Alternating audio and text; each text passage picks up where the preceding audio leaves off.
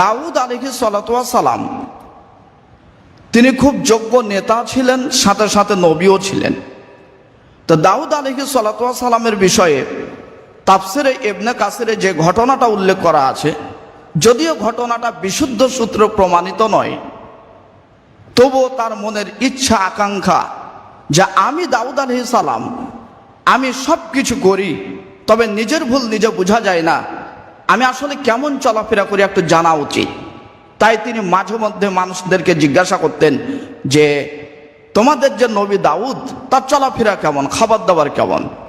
তখন অনেকে বলতেন যে তার সব কিছু ভালো, কথাবার্তা ভালো, চাল চলন ভালো, খাওয়া দাওয়া ভালো, সব কিছু ভালো, তবে একটা জিনিস ভালো নাই। সেটা কি না? তো সেটা রাজ্য থেকে, এই সম্পদ থেকে, গণিমত সম্পদ থেকে সে যে খায়, এই জিনিসটা আমাদের কাছে ভালো লাগে না। সে হাত আছে, সে হাত দিয়ে নিজে কামাই করে খাবে।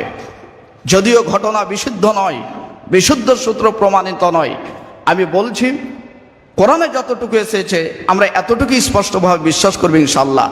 আল্লাহ রাব্বুল আলামিন এর নিকটে দাউদ আলাইহিস সালাম তিনি দোয়া করলেন যে আমাকে আপনি কিছু কাজ শিক্ষা দেন, যে কাজের মাধ্যমে আমি নিজ হাতে উপার্জন করব।